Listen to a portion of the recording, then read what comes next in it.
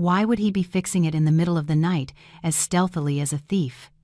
I pressed myself against the wall, trying not to breathe. I watched as Mike carefully removed the bottom panel of the stove, exposing a complex web of wires and electronic components.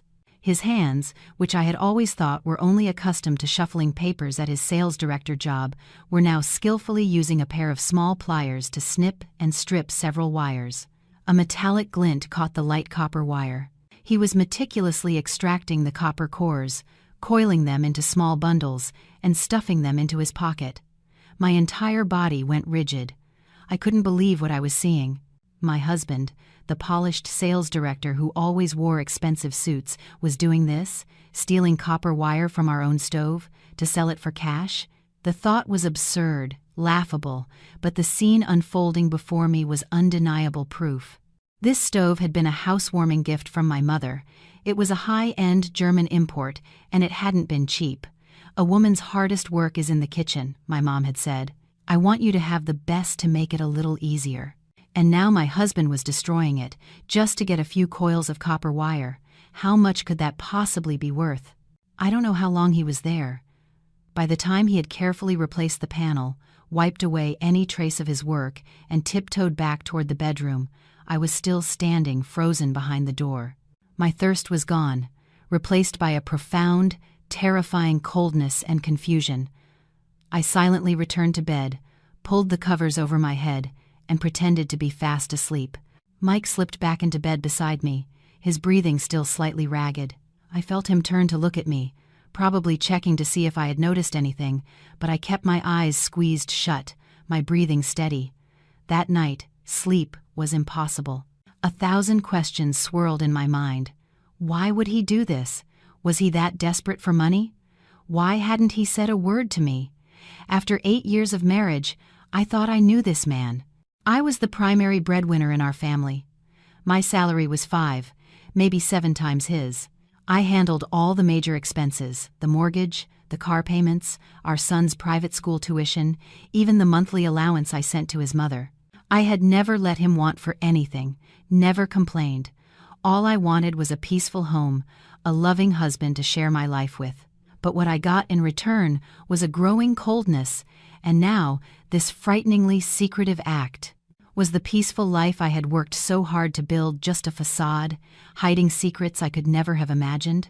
What would I do in the morning? Confront him? Scream, cry, and demand an explanation?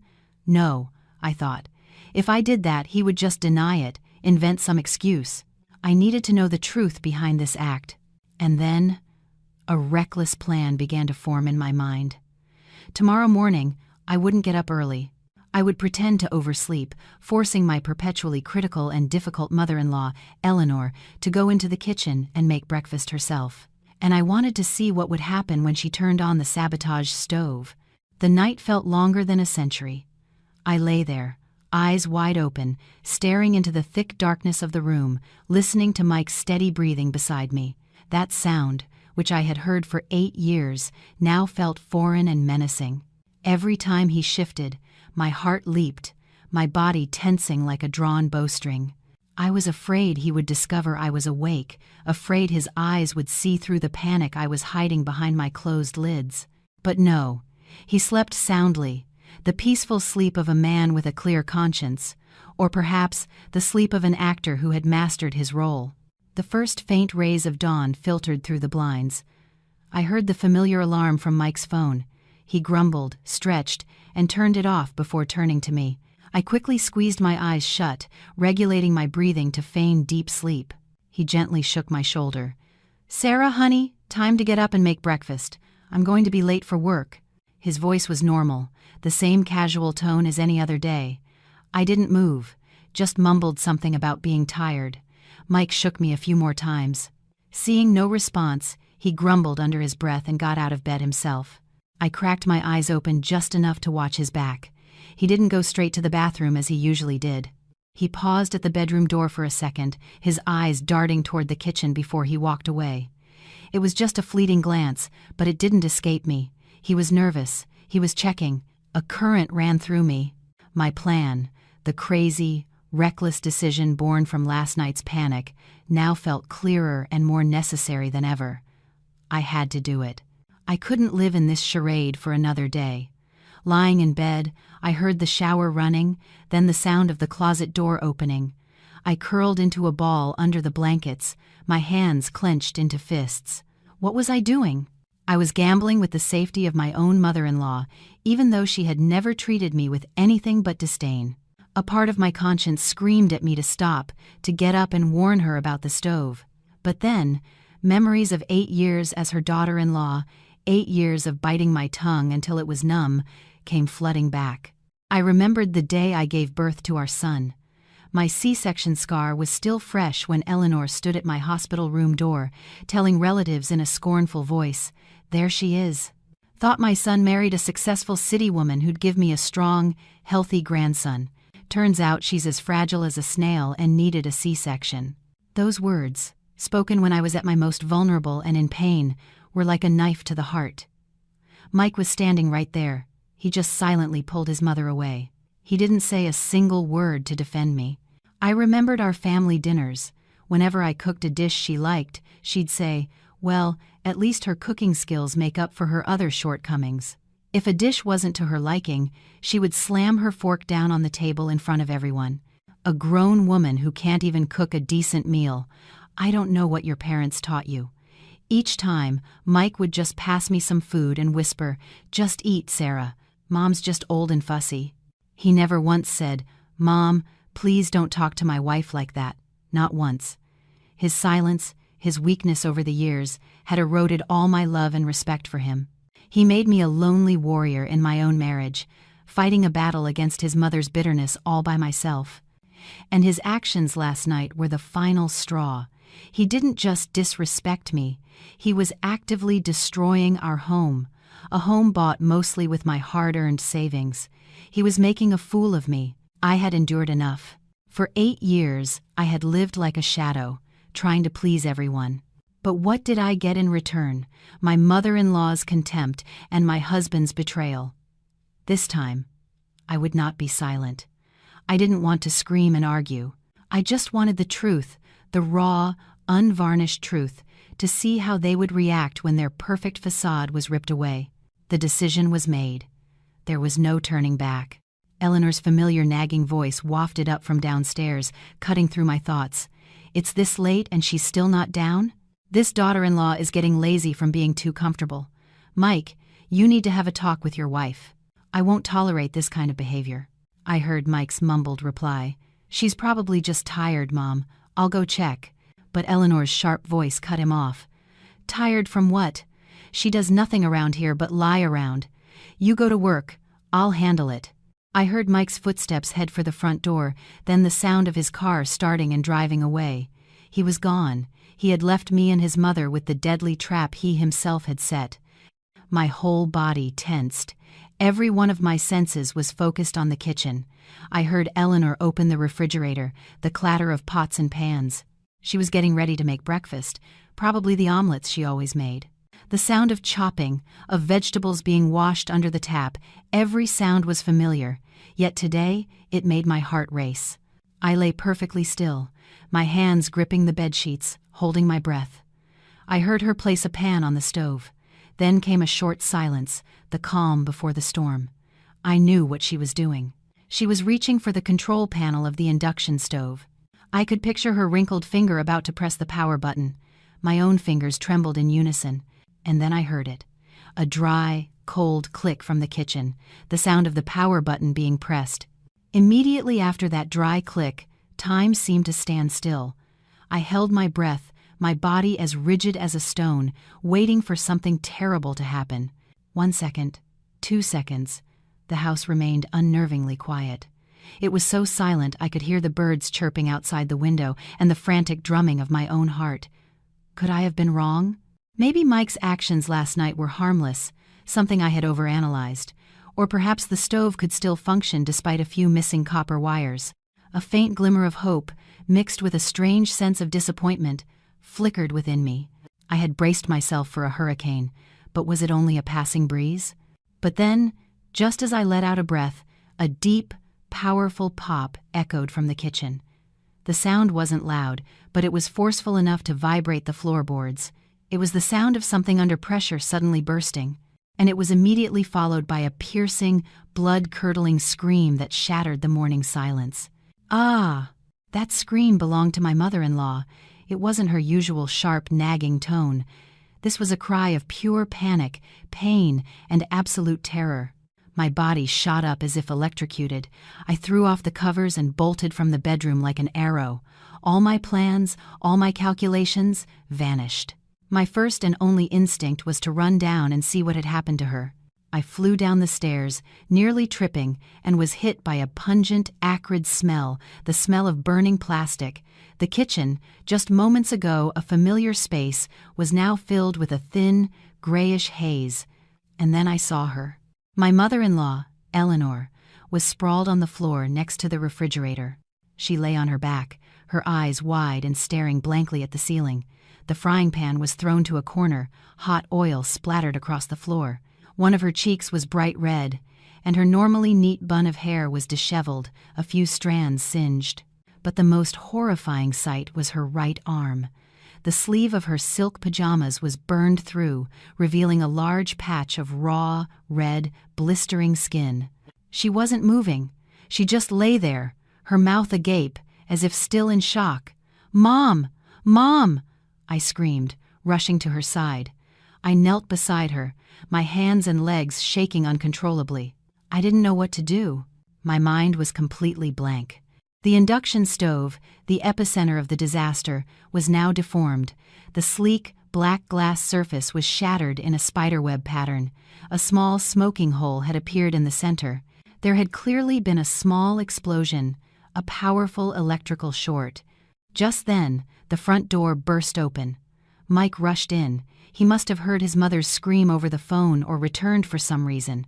When he saw the scene in the kitchen, his face drained of all color. But what stunned me was his first reaction. It wasn't to run to his mother. He stood frozen at the doorway, his wide eyes glued to the destroyed stove. In his eyes, I didn't see the concern of a son for his mother, but the guilt, panic, and despair of a culprit caught in the act. He knew exactly what had happened. He knew this was the direct result of his actions last night. "Mike, what are you standing there for? Call 911, I shrieked, my voice cracking with fear. My words seemed to snap him out of his daze. He fumbled for his phone, his fingers trembling as he dialed. I turned back to my mother-in-law, trying to help her sit up, but she only moaned weakly. "Mom, can you hear me? How do you feel?" I asked frantically. She didn't answer, just made a few incoherent sounds, her eyes still fixed on nothing. I realized with a jolt that this shock had not only burned her body, but had also delivered a severe blow to the spirit of a woman who had always been so strong and proud. While we waited for the ambulance, I stood up and walked over to Mike. I didn't cry. I didn't scream. I just looked him straight in the eye, my gaze as cold and sharp as a scalpel. He avoided my eyes, staring at the floor. "Why?" I asked, my voice terrifyingly calm. "Why did you do it?" He didn't answer, just mumbled, I didn't mean for this to happen. I didn't think it would be this bad." "You didn't mean to?" The rage I had suppressed for so long began to boil over. "You didn't think?" How could he say those words now? But I knew this wasn't the time. I had to stay calm, at least until we got Eleanor to the hospital. The wail of an ambulance siren grew closer. The commotion had attracted the attention of our curious neighbors. They began to gather outside our gate, whispering amongst themselves. The curtain on my family's play, the performance of a warm, happy family, had been torn, and it was beyond repair. And I knew this was only the beginning of a much larger tragedy. The screech of the ambulance tore through the quiet suburban street. Paramedics quickly loaded Eleanor onto a stretcher. Her face was still ashen, her arm bandaged temporarily. As they wheeled her out, I saw the neighbors clustered at the gate, their eyes filled with a mixture of curiosity and pity, their whispers buzzing in the air. Good heavens, what happened at the Millers? I heard she was electrocuted, the stove exploded or something. She looks terrible. I stood there, hearing every word, a bitter taste in my mouth. The play about a model, respectable family that my mother-in-law had always so carefully orchestrated for the public was now irrevocably shattered. I was about to get into the ambulance with her, but Mike quickly stopped me. "You stay home," he said, his voice hurried. "Tidy up a bit, watch the house and our son. I can take Mom." He said it without looking me in the eye. I knew the real reason. He didn't want me to come. He was afraid I would say something at the hospital. He needed time to invent a story, a plausible explanation for this horrific accident. I didn't argue. I just nodded. "Drive safe then. Call me with any updates." My voice was strangely calm. My composure seemed to unnerve him even more. He gave me a searching look, then quickly climbed into the ambulance. The doors slammed shut, and the vehicle sped away, leaving me alone in the wreckage of my home. I went back inside and locked the door, shutting out the prying eyes. The kitchen looked like a war zone, the acrid smell of burnt plastic still thick in the air. I quietly grabbed a mop and bucket and began to clean. I wiped up the spilled oil, gathered the broken pieces of the pan, and carefully picked up every shard of glass from the stovetop. My hands worked mechanically, but my mind was operating with a clarity and sharpness I hadn't felt in years. What had happened could not be undone, and now I was no longer a submissive wife. I was an investigator. I started with the stove. I carefully examined the point of the explosion. It was clearly an electrical short caused by external tampering. The copper wires Mike had stolen, what was their purpose? Were they grounding wires? I wasn't an expert, but I knew with absolute certainty that Mike's actions were the direct cause. He wasn't just a petty thief, he had almost become a murderer. Then a cold thought struck me. Why copper wire? If he really needed money, there were plenty of valuable things in our house. Why choose something so dangerous and worth so little? There had to be another motive. And then I remembered. I remembered the hushed words I'd overheard from Mike on the phone when he rushed back. It went wrong. The old woman got burned. I couldn't get the money. Get the money? Get money from where? What money? I immediately ran up to my mother-in-law's bedroom. She always locked it when she left, but in the chaos, she must have forgotten. I turned the handle. The door opened. I held my breath and stepped inside. A pang of guilt shot through me, but was quickly replaced by determination. I needed to find the truth. Her room was decorated in an old-fashioned style, with dark mahogany furniture. Everything was neat and tidy. I didn't know where to start. I opened her wardrobe, rummaged through drawers, just clothes and personal items. I scanned the room, my eyes landing on an old metal box, tucked under the bed. It was secured with a small padlock. I tried to pull it out. It was quite heavy. I searched everywhere for a key but found nothing. She must carry it with her. Just as I was about to give up, my eyes fell on the wall calendar. Today's date was circled in red pen. Beside it, a handwritten note, 10 a.m., Bank of America, cash out CD. My heart pounded. A certificate of deposit? Was this the money Mike was after? I knew my mother-in-law had savings. She often boasted to the neighbors that it was her retirement fund. But why was she cashing it out today of all days? And how did Mike know? The pieces began to connect in my mind. Mike sabotages the stove. My mother-in-law can't cook, so she has to go out for breakfast. And on her way, maybe an accident happens. A staged robbery to steal the certificate of deposit. Was that his plan? It was a cruel and sophisticated plot, but the unexpected explosion had ruined everything. As I was lost in thought, my phone vibrated. It was Mike. I took a deep breath, trying to make my voice sound normal before answering. "Hello? How's Mom?" "She's okay." Mike's voice sounded tired but calmer. "The doctor said it's just first-degree burns and shock. She'll have to stay for a few days for observation. How are things at home? Did you finish cleaning?" "Almost done," I replied. "Good. Oh, and Sarah." He hesitated for a moment. "I'll probably have to stay at the hospital to look after Mom for the next few days. Can you handle things at home and with our son?" "Yes, I know," I said, my heart as cold as ice. Even now, he was still acting, still trying to push me away from the situation. The call ended. I sank onto the cold floor. Everything was worse than I had imagined. My husband, the man I had loved and trusted, was not just a cheat, not just a liar, but a man who would conspire to harm his own mother for her money. And my mother-in-law, the woman who had treated me with such cruelty for years, was now a victim. A wave of disgust and outrage washed over me. I couldn't let this go. I had to do something.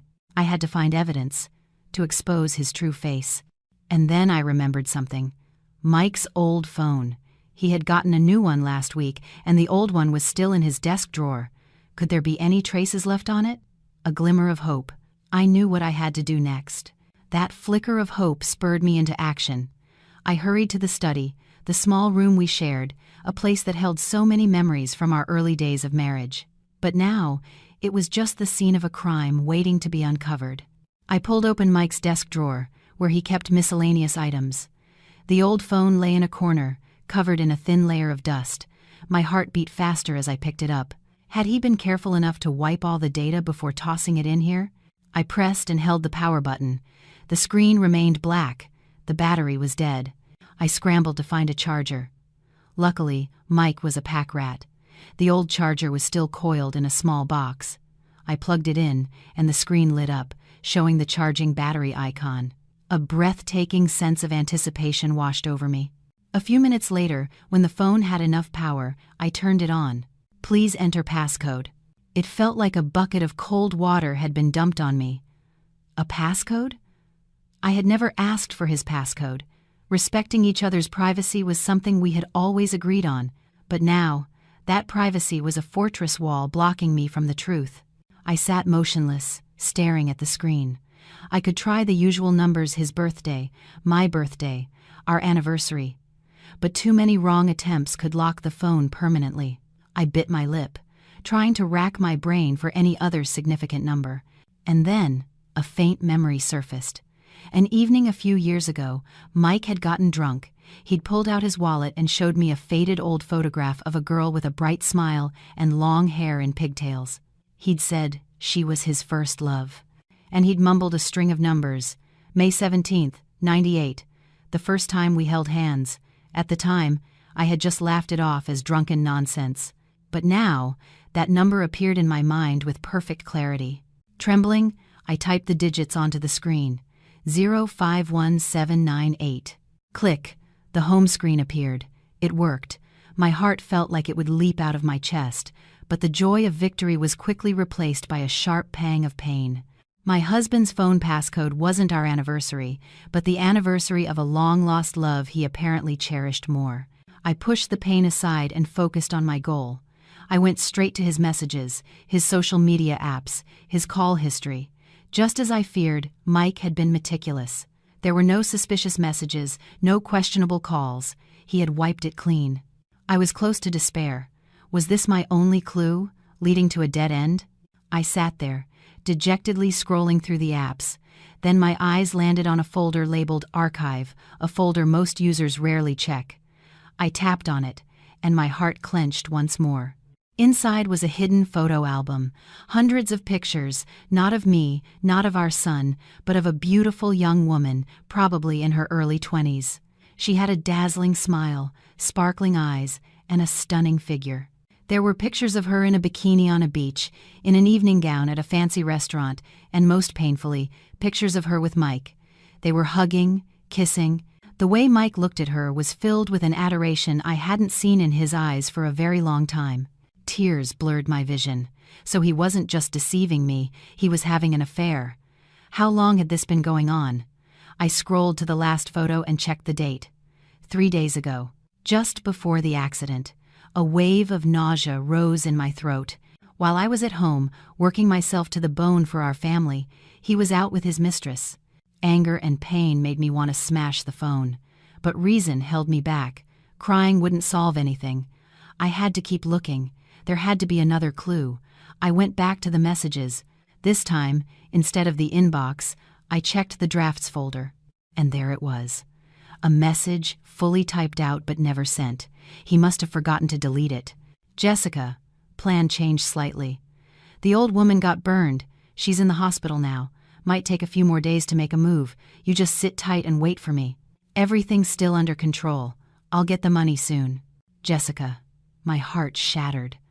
I remembered the receipt for a designer handbag I'd found in Mike's wallet. The recipient's name was also Jessica. So his mistress's name was Jessica. And she knew. She knew everything about the plan to harm my mother-in-law. She was an accomplice. This wasn't just a fling. This was a calculated conspiracy between my husband and his mistress. They had plotted together to steal my mother-in-law's money. And perhaps, after they got it, they planned to run away together, leaving me with a broken family and a hospitalized mother-in-law. The pain in my chest was no longer the ache of betrayed love. It was a deep, visceral disgust at their cruelty and inhumanity. I tremblingly used my own phone to take pictures of all the photos and the draft message. This was irrefutable evidence. But as I was about to turn off the old phone, a short audio file in a notes folder caught my eye. The file was simply named Mom. I hesitated, then pressed play. My mother-in-law's familiar voice came through, but what she said made me freeze in utter shock. My trembling finger paused over the audio file named Mom. A dark premonition, cold and sharp, spread through me. Why would Mike record a conversation with his own mother? Was he protecting himself from her, or was this evidence he was preparing for something else? Questions swirled, but the desperate need to know the whole truth overpowered everything. I took a deep breath, tried to calm my racing heart, and pressed play. The recording was short, just over 2 minutes, but every second felt like a sledgehammer blow to my soul. The initial sound was staticky, mixed with the noise of a TV in the background. But then, Eleanor's voice came through, sharp, clear, and full of calculation, a world away from the pitiful victim I had seen just hours ago. "Are you sure this will work? What if it doesn't just short out? What if it explodes? What if something serious happens to me?" Mike's voice replied, a bit hesitant. "Mom, relax." I looked it up. "I'm only removing the grounding wire. It will just cause a localized short, create a spark big enough to make you jump back and fall. At worst, a minor burn. It's definitely not life-threatening. You just have to be convincing. Scream loud, act like you're in agony. Acting is the easy part. But what if Sarah suspects something? She's not an idiot. She won't suspect a thing, Mom. She loves me. She trusts me. Besides, think about it. You'll be in the hospital for a few days, and I'll have the perfect excuse to hold on to your savings bond. I'll tell her you asked me to keep it safe to pay for the hospital bills. Then I'll find a way to cash it. Once it's done, I'll split it with you. We'll both have money to pay off our debts and some capital to invest. It's a win-win. And what about that Jessica girl? What's your plan for her?" Mike's voice softened considerably. "Don't worry about her, Mom. Once I have the money, I'll give her the life she deserves. She's sacrificed a lot for me." "All right, fine. We'll do it your way. But be careful. And delete this recording as soon as we're done. Leave no traces." The recording ended with a dry click, but in my ears, their words echoed, drilling into every corner of my mind, crushing what little was left of my world.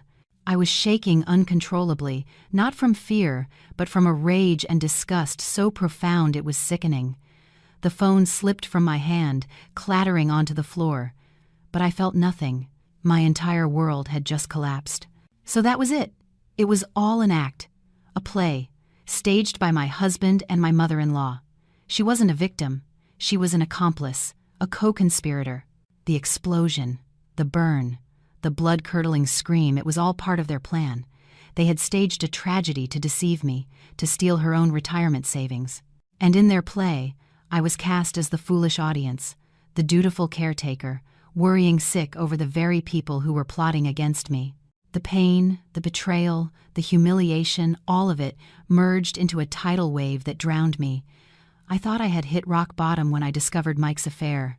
But no, this truth was 100, 1,000 times more cruel. They hadn't just lied to me.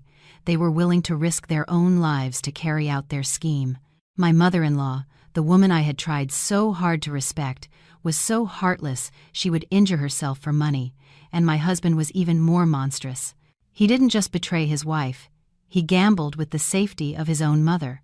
I collapsed onto the floor, tears streaming down my face. But this time, I wasn't crying from heartbreak.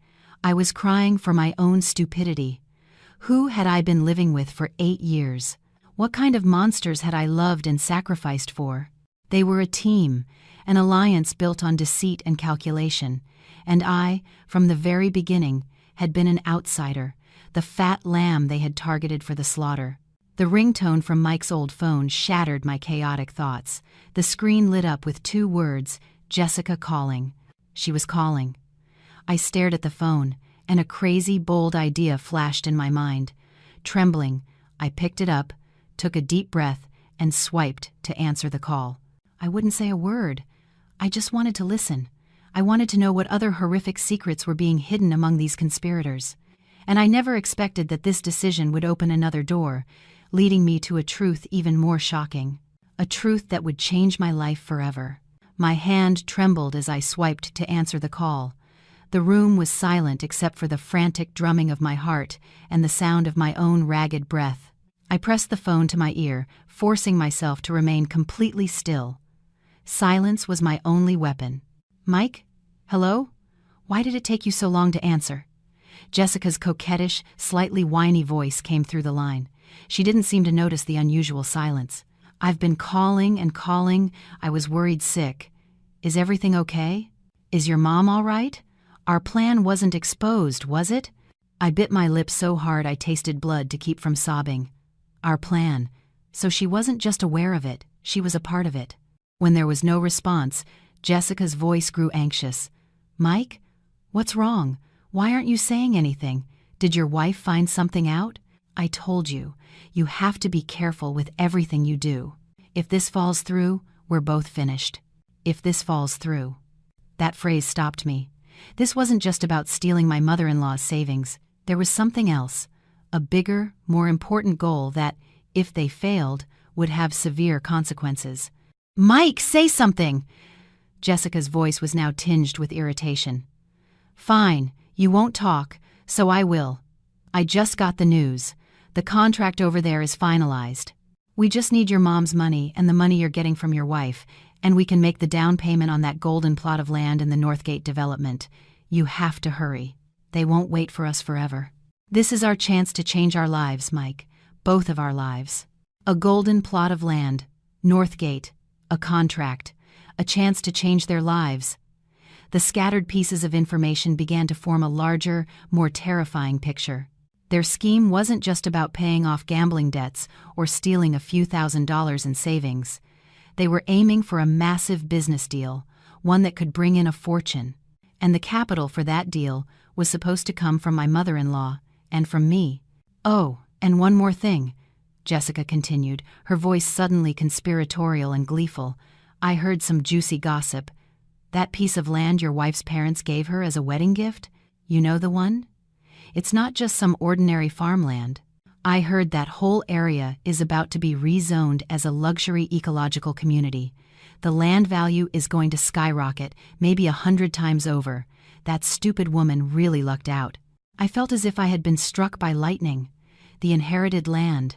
It was a nearly 2.5-acre property on the outskirts of the city that my parents had saved their entire lives to buy for me in case I ever wanted to move back and start a small farm.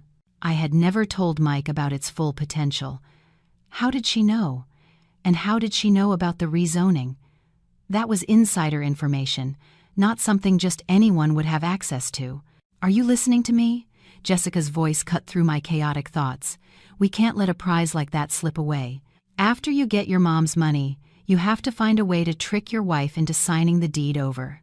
Just tell her you need the money to save your business from bankruptcy. She'll definitely agree. She's blindly in love with you.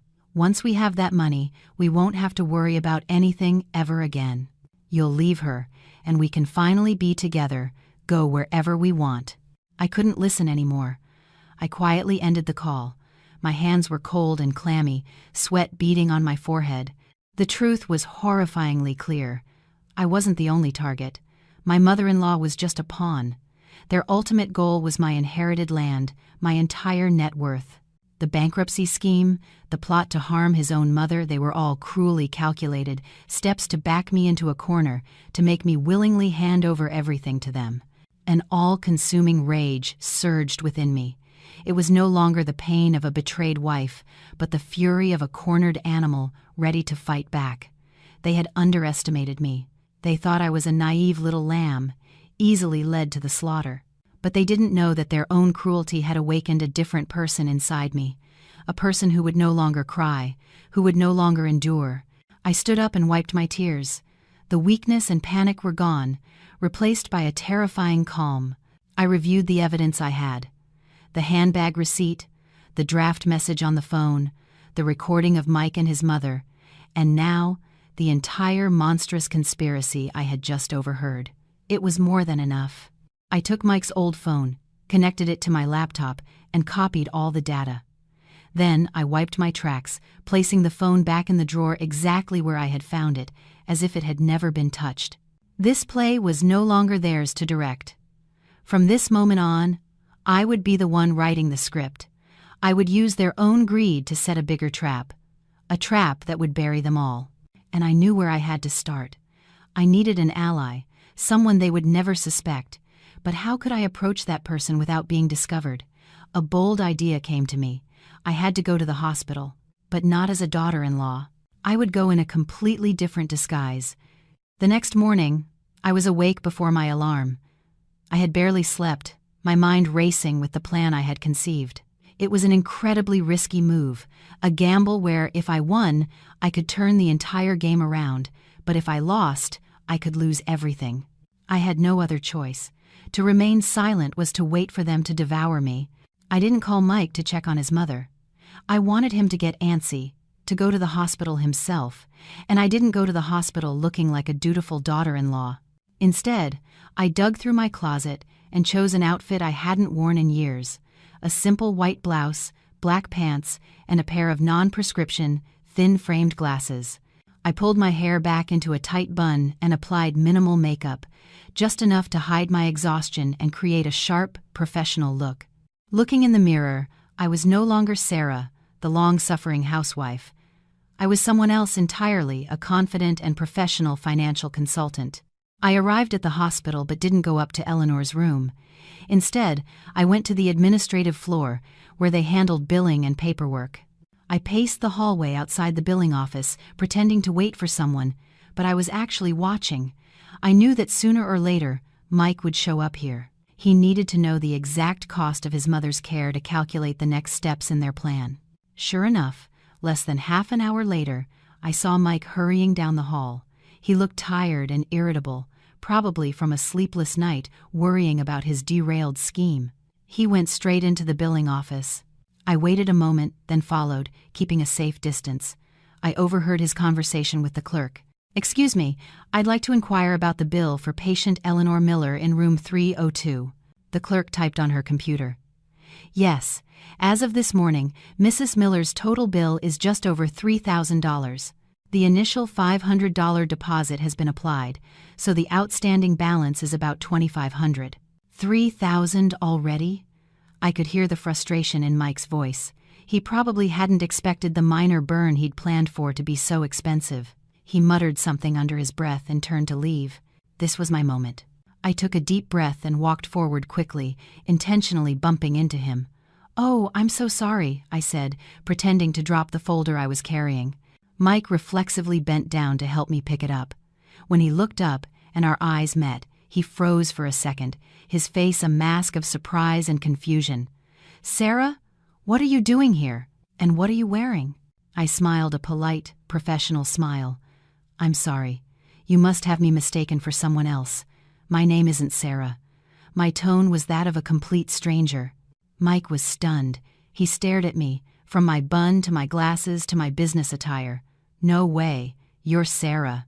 Before he could say more, I took the folder from his hand, gave him a curt nod, and walked away, leaving him standing bewildered in the middle of the hallway. I knew my act had worked. My unexpected appearance and strange demeanor had planted a seed of extreme confusion in his mind. I didn't go back to the billing office. I went straight to the elevator and up to the 5th floor, where the hospital's cafe was located. I chose a table by a large window overlooking the hallway below. I ordered a coffee, opened my laptop, and pretended to work. I knew Mike wouldn't let it go. He would look for me. As expected, about 10 minutes later, Mike appeared on the 5th floor landing. He paced back and forth, his eyes scanning the area, clearly searching for me. When he saw me in the cafe, he didn't come in right away. He stood watching from a distance, a thoughtful frown on his face. I remained calm, my eyes fixed on my screen. After a moment, he took a breath, adjusted his collar, and walked in. "Excuse me. I'm sorry to bother you, but you look exactly like my wife," he said, standing at my table, his voice hesitant. I looked up at him over my glasses, offering another professional smile. "Is that so? It must just be a coincidence. Your wife must be a very beautiful woman." My compliment seemed to fluster him. He scratched his head. Yes, but it's not just a resemblance. It's identical, even the small mole right here under your left eye." He unconsciously raised a hand to point. I paused for a fraction of a second. I hadn't accounted for that detail, but I quickly recovered. What a fascinating coincidence. "Would you like to sit down?" I gestured to the chair opposite me. Mike hesitated, then sat, his eyes still filled with disbelief. "May I ask your name and what you do? Sorry if I'm being too nosy." "My name is Grace," I said, using the alias I had prepared. "I'm a risk assessment analyst for an investment firm. I'm here to meet a client." Investment firm. Those two words struck a nerve. His interest was immediately piqued. "So, your work must involve a lot of real estate projects then." I took a sip of coffee and smiled enigmatically. "You could say that. We specialize in identifying promising investment opportunities, particularly land that's about to be rezoned." My words were like an arrow straight to his greedy heart. I saw the unmistakable glint of excitement in his eyes. The bait was taken. I had my fish on the line. And I had no idea that in the brief conversation that followed, he would not only reveal the depths of his greed, but also accidentally expose another secret, a secret about the very person I needed to find. Mike's eyes lit up with an undisguisable gleam when he heard the word rezoned. He leaned forward, his voice suddenly eager and intimate, all his initial confusion forgotten. "Really, Miss Grace? By any chance, is your firm interested in the Northgate area? I happen to have some inside information about a major project that's about to be launched there." I raised an eyebrow, feigning professional interest while maintaining my distance. "Oh? Inside information can be very valuable. But as you know, in my industry, all information must be verified by credible sources." My words were both an encouragement and a challenge. I wanted to see how far he would go to win the trust of Grace, the investment analyst. Mike immediately took the bait. He pulled a business card from his wallet and placed it on the table with a flourish. "Of course. I'm Mike Miller, sales director at Apex Properties. My source is completely reliable. In fact, the person who provides me with the information is a high-ranking official on the city's Urban Projects Committee." He bragged, trying to establish his influence and connections. My heart grew cold. He wasn't just a gambler, an adulterer, and a terrible son. He was also a braggart, willing to use any means to achieve his goals. But what caught my attention was the name he was about to drop. "Let me be frank with you, Miss Grace." He lowered his voice, leaning closer. "My close associate, Mark, is the one with direct access to the detailed zoning maps for that entire area. All the information he provides is top secret. We're currently looking for partners to invest in a few prime lots there. If you're interested, I could arrange a meeting for the three of us." Mark. The name made me pause. I tried to search my memory. I had heard that name somewhere before, in a very familiar context. And then I remembered it was the name mentioned in the recording between Mike and his mother. Mark said, "We have to be careful. If this gets out, both he and I are finished." I had overlooked that detail, assuming it was just one of Mike's gambling buddies. But no, it turned out Mark was a key player, a man with a title and authority, and an accomplice in Mike's scheme. I managed to hide my shock, smiling skillfully. This Mark sounds like a very capable person. "But Mr. Miller, I have principles. Before any meeting, I need some basic information for preliminary assessment. Can you tell me more about the land you're targeting? Location, size, and most importantly, what is its current legal status?" My question seemed to hit a weak spot. Mike faltered. Well, about that. The land is currently under someone else's name, but don't worry, we're in the process of negotiating the purchase. As soon as we have the capital, it will all be settled." "Under someone else's name?" I feigned skepticism. "That's too risky. My firm never invests in projects with unclear legal titles." Unless the person whose name is on the deed is completely under your control." Mike latched onto my words like a lifeline, nodding vigorously. Yes, you're absolutely right, Miss Grace. That person is completely under my control. I can guarantee, 100%, that if I want her to, she will sign the papers immediately." He said it with a confidence that bordered on arrogance. "Her?"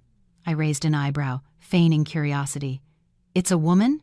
"Yes," Mike smirked, a smirk filled with a contempt I could feel in my bones. "It's just my wife." My entire body went rigid. Even though I was prepared, I never thought he could say those words so casually, so cruelly. In his eyes, I, the woman who had spent 8 years with him, was just a tool, a her who was completely under his control.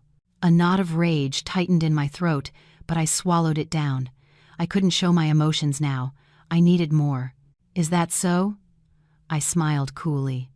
"You seem very confident in your ability to persuade your wife." "It's not about persuasion," he sneered. "It's about arrangement. Everything has been arranged. She'll soon be begging me to sell that land." Just then, Mike's phone rang. He glanced at the screen and quickly stood up. "Excuse me, Miss Grace, I have to take this important call. I'll just step outside for a moment." He walked out onto the cafe's balcony to take the call, forgetting that the glass door was not soundproof. And through the clear glass, I not only heard his voice but also saw a woman walk up and link her arm through his intimately. My heart stopped. It was Jessica. But she wasn't alone. Walking beside her was a man I never would have expected to see. A man whose presence here, at this moment, completely upended every theory I had. Through the large glass window of the cafe, I watched, completely stunned. Jessica, in a form-fitting sea-green dress, clung to Mike's arm possessively. They looked like a perfect couple enjoying a beautiful morning, not co-conspirators in a dirty plot. But it wasn't Jessica who shocked me. It was the man with her. Tall, with carefully coiffed salt and pepper hair, a sharp gray suit, and a radiant smile. I recognized him instantly. It was Uncle David, my own mother's younger brother. My world tilted on its axis. Uncle David, the uncle I had always respected, who had been a father figure to me since I was a child. The man who would always ruffle my hair and say, "My favorite niece deserves all the happiness in the world." Why was he here? Why was he with Mike and his mistress? 1,000 questions cycloned through my mind. I couldn't believe my eyes. I saw Mike turn and say something to Uncle David with a deferential expression. My uncle nodded, the same kind, warm smile on his face. But now, that smile looked sinister and fake. They whispered together for a moment. Jessica occasionally rested her head on Mike's shoulder, while Uncle David patted Mike's back like a father, encouraging his son-in-law. They looked like a happy family, a family in which I was the odd one out. As the initial shock subsided, a horrifying truth began to dawn on me. The rezoning, the insider information Mike and Jessica had about my land. Uncle David worked for the City Planning Commission. Could it be? Could he be the one who leaked the information? Could the uncle I trusted most be conspiring with my husband to harm his own niece? The thought was more painful than Mike's betrayal. Mike was a stranger I had married, but Uncle David was my blood. I sat motionless, feeling as if all my strength had been drained. The coffee on my table was long, cold. I wanted to stand up, rush out there, confront them, scream in their faces, but I couldn't. I knew if I revealed myself now, everything would fall apart. They would deny it, and I would have no proof. I had to stay calm. Even with my heart bleeding, my mind had to remain cold. Their conversation didn't last long.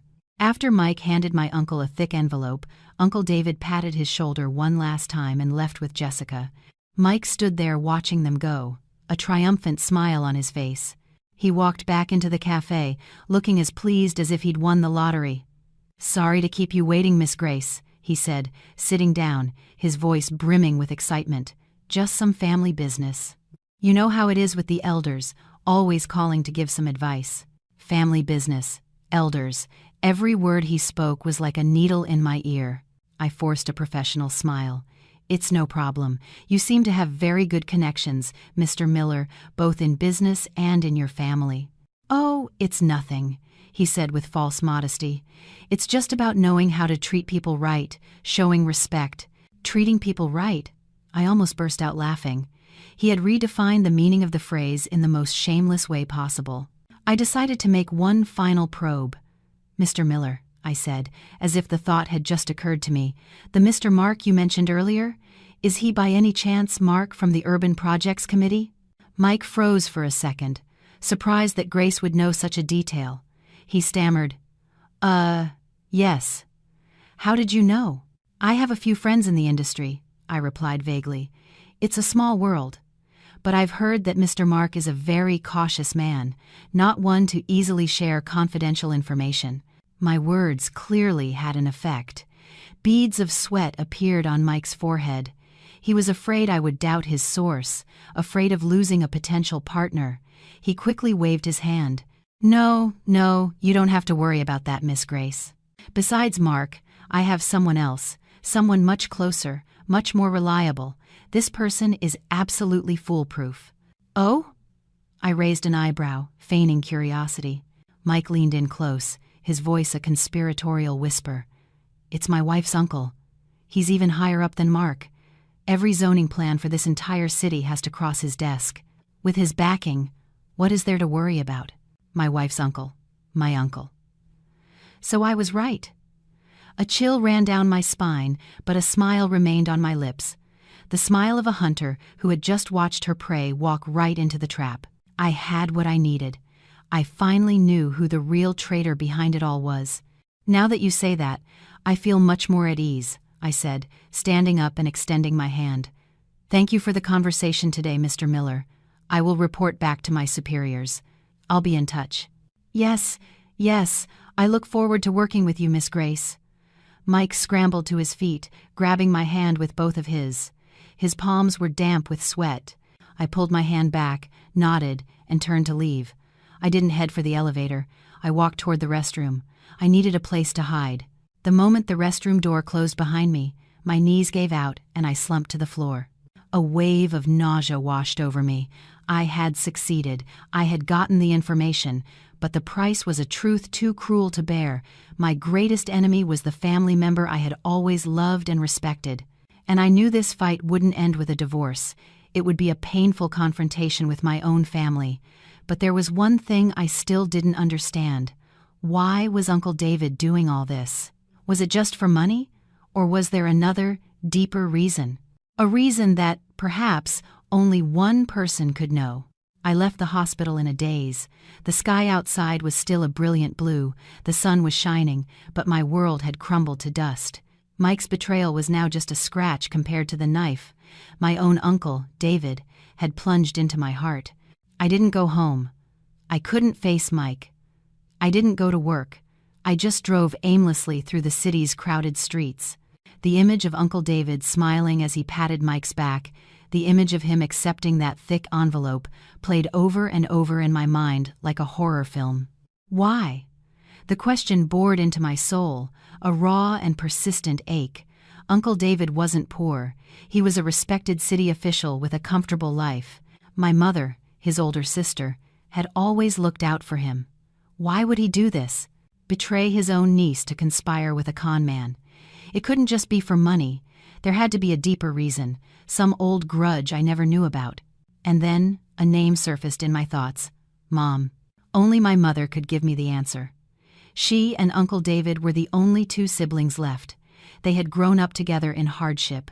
Their relationship, at least in my eyes, had always been close. If there was a secret, she would surely know it. I turned the car around and drove straight to my parents' house, a small home tucked away on a quiet street. The moment my mother saw me walk in, looking like a ghost, she rushed over. "Sarah, what's wrong? You look so pale." I said nothing. I just wrapped my arms around her and broke down.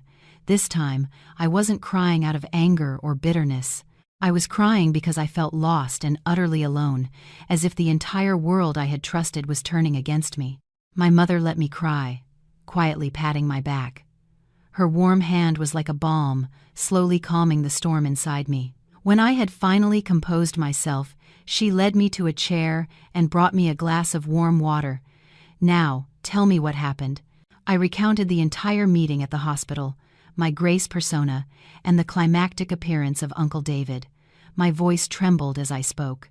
When I told her the truth that it was Uncle David who had leaked the zoning information and was backing Mike's scheme, I saw the color drain from her face. She froze, her eyes wide with disbelief and pain. "No, that's impossible," she whispered, her voice hoarse. "It can't be David. He wouldn't do that to you." "But it's the truth, Mom," I said, my voice laced with bitterness. "I saw it with my own eyes. I heard it with my own ears. He took money from Mike. He plotted with them to steal my land." My mother sat in silence, her eyes staring into the distance, lost in some far-off memory. After a long moment, she let out a heavy, weary sigh. "I was wrong," she said softly. "I was wrong to think that time could heal all wounds." "Heal all wounds? What do you mean, Mom?" I asked, sensing I was on the verge of uncovering a devastating secret. She looked at me, her eyes welling with tears. "Sarah, there are things I've hidden from you for years. I didn't want to burden you with the grudges of the older generation, but perhaps it's time you knew the truth." And then she began to tell a story about the past, about her and Uncle David's youth, about an event that happened over 30 years ago, an event that became an unhealable scar on her heart and was, perhaps, the root of today's tragedy. "A long time ago, before I met your father," she began, her voice distant, "our family was very poor. I was the eldest, and I had to drop out of school to work and help support my younger siblings. The one I cared for the most, the one I sacrificed everything for, was your Uncle David." She told me that Uncle David had been a brilliant student, the great hope of the family. She had worked tirelessly, saving every penny so he could get an education and have a bright future. Her only dream was to see her brother succeed. But then, tragedy struck. Her voice grew heavy. "That year, I had managed to save up a significant amount of money. I planned to use it for David's college applications and his first few years in the city. But then, your grandfather fell gravely ill. He needed a massive sum for emergency surgery. I didn't hesitate for a second. I used all of my savings to save my father's life." "That was the right thing to do, Mom," I said. "Yes, it was for me, but not for your uncle," she said, wiping away a tear. "He couldn't get into the university he had dreamed of. He had to settle for a cheaper local college. He believed I had stolen his future from him. He told me he would never, ever forget that debt. I thought, after all these years, after we had grown up and built our own lives, that he had forgotten. I never imagined that resentment was still simmering, and that he would now take it out on you, my child." I sat in stunned silence. A story from the past, a misunderstanding, an invisible debt. It had all become a time bomb, and it was now blowing my life apart. So Uncle David wasn't just after money. He was getting revenge. He was hurting my mother through the daughter she loved most. And Mike was just a tool, a perfect pawn in my uncle's game of vengeance. But was it really that simple? Could a 30-year-old grudge, just over a missed university opportunity, really be enough to turn a man into a monster? Or was there another truth hidden behind it, a secret that even my own mother didn't know? My mother's story cast a thick fog over everything. I sat with her, trying to piece it all together. A 30-year-old grudge, an uncle willing to sacrifice his niece, and a husband who was a pawn in someone else's game. It sounded plausible, but deep down, something felt wrong.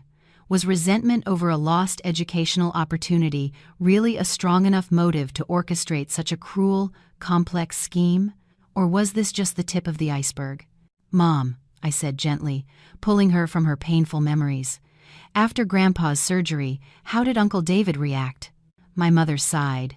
"He didn't speak to me for a full year. Later, after I met your father and our life improved, I still tried to make it up to him. I helped him get a stable job, helped him get married. I thought everything was in the past. I never knew." The guilt in her voice was heartbreaking. She had lived with this burden for decades. "It's not your fault," I said, taking her hand.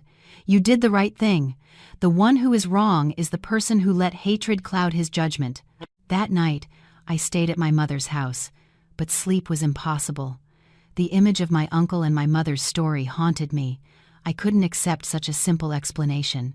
My business instincts told me that behind every irrational act, there is a rational motive of self-interest, one that is often far greater than emotion. Uncle David didn't just want revenge. He wanted something else. But what? The next morning, I decided I couldn't wait any longer. I had to find the answers myself. I didn't tell my mother. She had been through enough. I told her I needed to meet with my lawyer about the divorce. But my destination wasn't a law office. I went to find Mark, Mike's close associate, the man with the zoning maps. He was a critical link. If Uncle David was the mastermind, Mark was the executor. I needed to understand their true relationship. I didn't make an appointment. I wanted the element of surprise. I got his address from a friend in the real estate industry. It was a luxurious villa in a new gated community. I rang the bell. A housekeeper answered. I lied, saying I was a business partner of Mr. Mark's and needed to see him urgently. My professional appearance must have been convincing because she showed me into the living room without question. The house was lavishly decorated, proof that its owner was no ordinary public servant. A few minutes later, Mark came down the stairs. He looked surprised to see me but quickly masked it with a polite smile. Hello. Can I help you? Hello, Mark. I stood up, my own smile cold. I think we have a lot to talk about. Or perhaps I should say, partners of Mike and David. The smile on Mark's face froze. His expression shifted from surprise to panic, then to anger. Who are you? What are you talking about? I'm Sarah, I said, my voice clear and steady. Mike's wife, and David's niece. I think that's clear enough, don't you?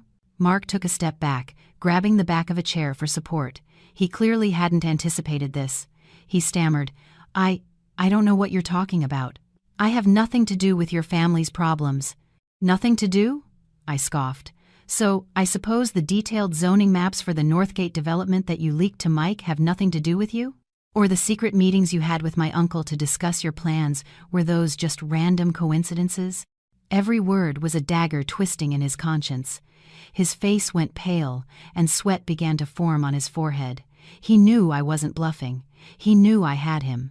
What do you want? He asked, his voice trembling, all his earlier confidence gone. I don't want anything, I replied, my voice like ice. I just want the truth. Why are you all doing this? Is it for money, or is there another reason? Mark was silent, his eyes darting around as if looking for an escape route. Mark, my voice sharpened, you should know that I have enough evidence in my hands to ruin you. Leaking state secrets, aiding and abetting fraud.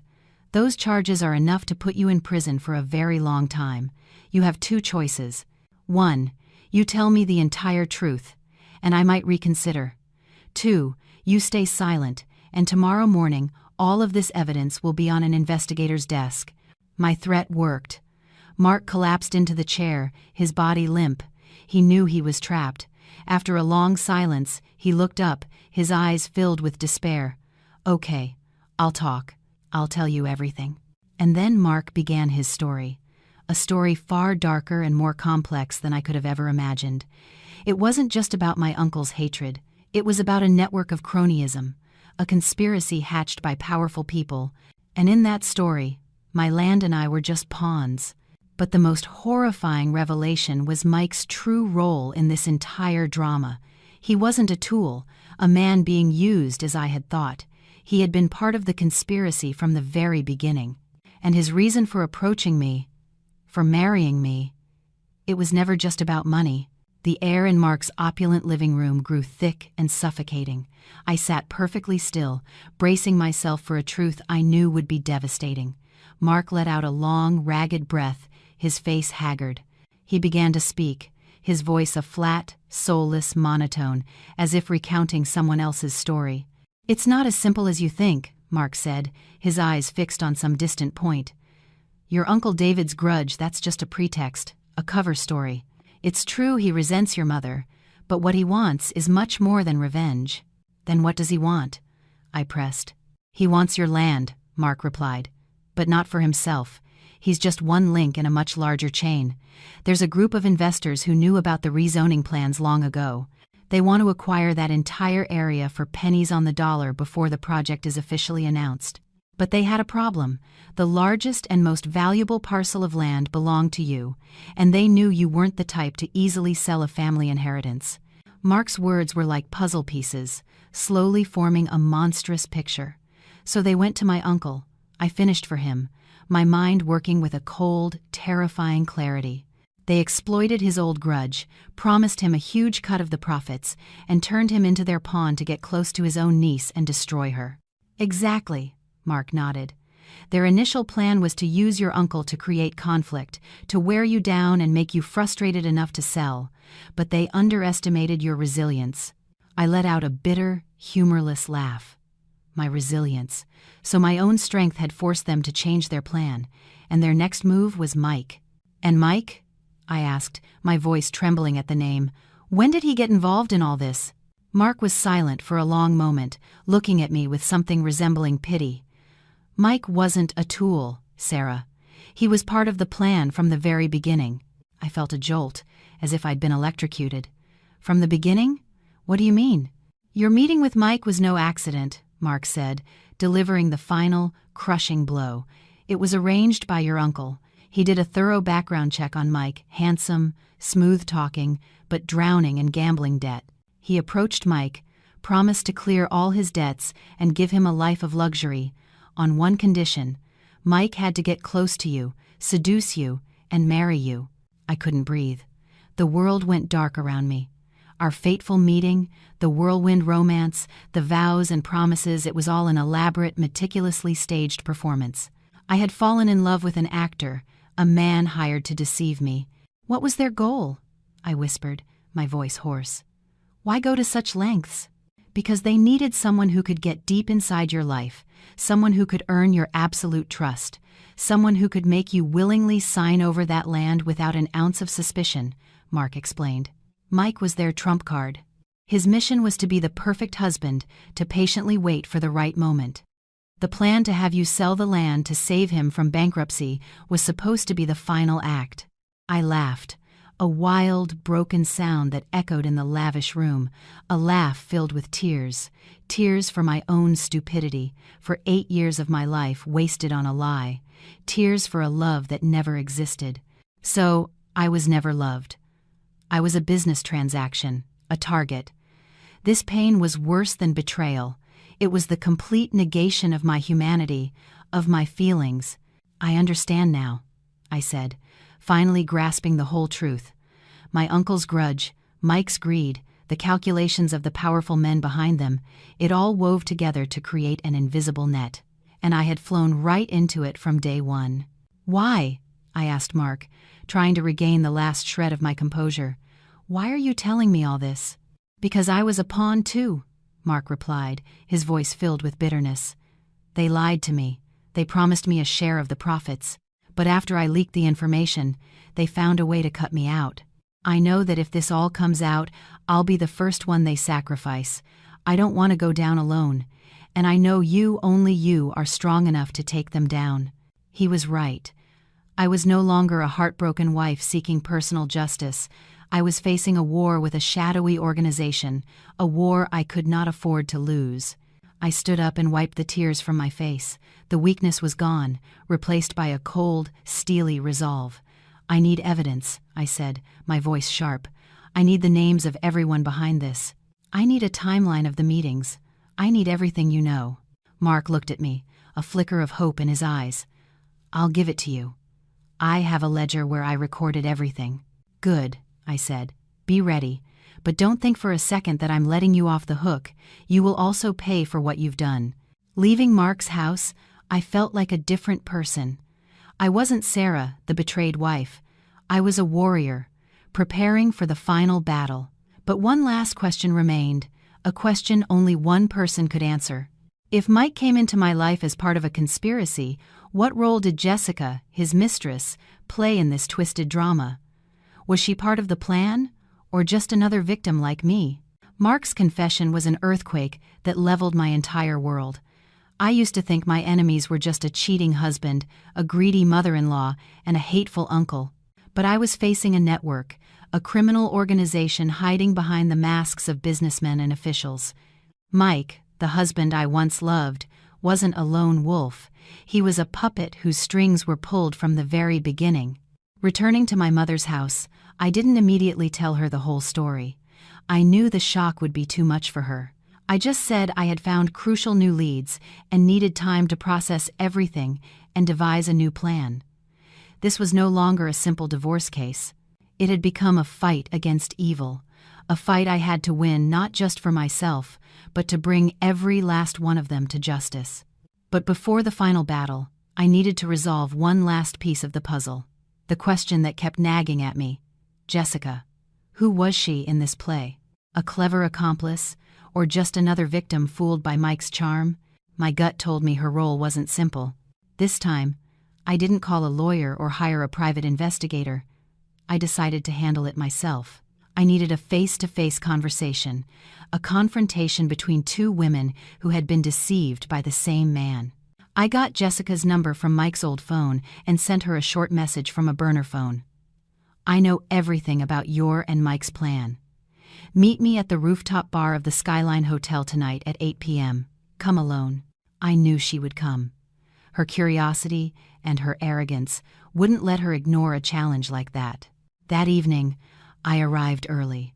I chose a table in a secluded corner, a spot where I could see everyone but remain inconspicuous. The city wind was cool and strong. I ordered a hot ginger tea, trying to keep my nerves steady. At precisely 8 o'clock, Jessica appeared. She was as stunning as she was in the photos, a vibrant red dress accentuating her pale skin and flawless figure. She scanned the bar, her eyes landing on me. A confident, challenging smile played on her lips as she walked over. "Hello," she said, pulling out a chair, her voice sweet but dripping with sarcasm. "I'm surprised you had the courage to see me." "I think you're the one who should be worried about courage," I replied, my voice devoid of emotion. Jessica scoffed. "Courage? Why would I need that? Everything is going according to plan. Sooner or later, you'll be the one leaving with nothing. Oh wait, you'll be leaving with a mountain of debt." Her shamelessness made me clench my fists under the table. The plan? The plan to trick me into selling my land, steal my assets, and run away with Mike? You think I don't know? The smile vanished from Jessica's face. She froze, her eyes wide. How do you know that?" "I don't just know that," I sneered. "I also know about the group of investors behind you, about my uncle's role, and about the fact that Mike was hired to get close to me in the first place." With every secret I revealed, Jessica's face grew paler. Her initial confidence evaporated, replaced by panic and fear. She couldn't believe that the naive little lamb she and Mike had looked down on knew everything. "No, that's impossible," she stammered, her hands beginning to shake. "Nothing is impossible," I said, my voice sharp. "Your little show is over. But before the final curtain falls, I want to know one thing. What part did you play in this? A loving accomplice blinded by love? Or was it all just for the money?" Jessica fell silent, staring down at the table. After a long moment, she looked up, her eyes red. "Both," she whispered, her voice cracking. "I loved him. I really did. But I needed the money too." And then Jessica told me her story, another dark corner of the conspiracy. She came from a poor family and had always craved a life of luxury. She met Mike at a party, and his charm, his generosity, and his promises quickly ensnared her. "He told me he didn't love you," Jessica sobbed. "He said your marriage was just a business arrangement. He promised that as soon as this final deal was done, he would divorce you and give me a proper life, the life I've always dreamed of." "The final deal being my land," I stated. Jessica nodded. "Yes, but that wasn't all. He had a backup plan, in case you refused to sell." "What plan?" My heart tightened. Jessica hesitated, then, as if giving up completely, she revealed the final, most horrific truth. He had a fake medical file prepared to prove that you were mentally unstable, legally incompetent. He said if you didn't sign the papers willingly, he would use that file to have you committed to a psychiatric hospital. Then, as your legal husband, he would have full control over all your assets. I couldn't believe my ears. A cold dread washed over me. The man I had shared a bed with didn't just want my money, he wanted to destroy my life, to label me as insane and lock me away. His cruelty surpassed any human limit. This wasn't a con man. This was a demon. Why? Why are you telling me this? I asked, my voice barely a whisper. Because I was lied to too, Jessica replied bitterly. Yesterday I overheard him talking to your uncle. They were discussing how, after they got the money, they would not only abandon you but cut me out of the deal as well. I was just a tool, same as you. Once I was no longer useful, I would be thrown away. I understood. In the end, all of us, me, my mother-in-law, Mark, and even Jessica were just pawns on a chessboard controlled by my uncle and the powerful people behind him. They used our greed, our hatred, and our love to serve their own purposes. And now that the ship was sinking, the pawns were turning on each other. But was this where it ended? Was there another mastermind, someone even higher than my uncle, pulling all the strings from the shadows? The meeting with Jessica ended in a heavy silence. The wind howled around us, carrying away confessions and belated tears. Jessica left first, her small figure looking lonely against the glittering cityscape. I knew she had chosen her own path, a path of confession in exchange for a hope of leniency. I remained alone, trying to piece together a truth that was too monstrous to comprehend. A mastermind even higher than your uncle. Jessica's words echoed in my ears. She had overheard my uncle on the phone, referring to this other person not by name, but with a deferential title, Mr. Chairman. This chairman was the one who made the final decisions, the one who controlled the entire operation. My uncle, Mike, Mark, they were all just puppets. Mr. Chairman. The title was vague, but it was the only clue I had to bring down this entire evil network. I returned to my mother's house as dawn was breaking. She was waiting for me in the living room. She didn't ask where I had been, just looked at me with worried eyes. I told her everything Jessica had said, from the plan to have me committed to the existence of Mr. Chairman. As my mother listened, her face hardened. Her usual calm was gone, replaced by an expression of cold fury and determination. "That's enough," she said, her voice like steel. "I have been too lenient. They don't just want your money, they want to destroy your life. I will not let them." The next morning, my mother took me to see someone. Not a lawyer, but an old friend of my late father's, Mr. Henderson. He was a retired, high-ranking police official, but his influence and connections were still formidable. Sitting in Mr. Henderson's dignified study, I told my story one last time, from beginning to end, leaving out no detail.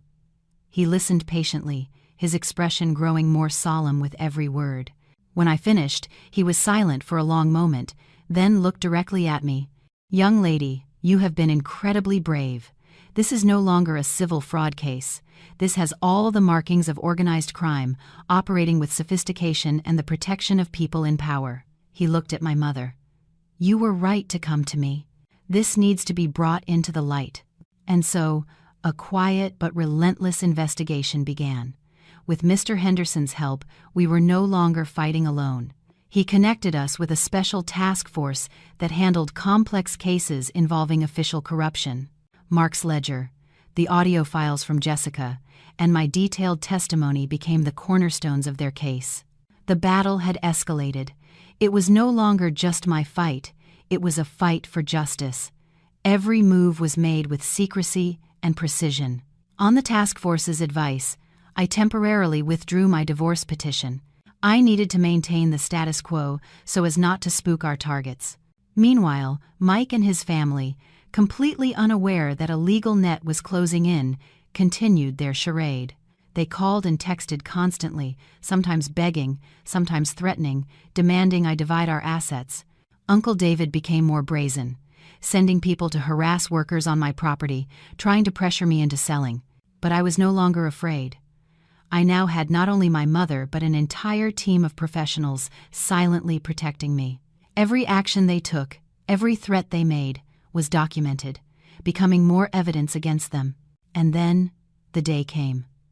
One morning, as my mother and I were having coffee in the garden, Mr. Henderson called. His voice was formal, but I could hear the satisfaction in it. "It's done. The net has been pulled." That same morning, a series of coordinated arrests and raids were executed. My uncle was arrested in his office. Mike and Mark were arrested at their homes. Simultaneously, a figure no one had expected. Mr. Chairman, a man named Thompson, the president of a major real estate corporation, was brought in for questioning. It turned out he was the ultimate mastermind, pulling the strings in a massive scheme to acquire my land for a pittance to build an illegal development. The criminal network was completely dismantled. The truth was exposed. Every newspaper and television station ran the story, a shocking expose on the criminals who wore the masks of businessmen and public officials. My name was in the headlines, not as a greedy wife, but as a key witness, a brave woman who dared to stand up against evil. The war was over, but I knew my life was just beginning. Sitting beside my mother, watching the morning sun dance on the leaves, I felt a strange sense of peace. I had weathered a hurricane, one that had swept away all the lies and deceit, leaving behind a clear blue sky, and I knew that from this day forward I would live a different life, a life that was truly my own.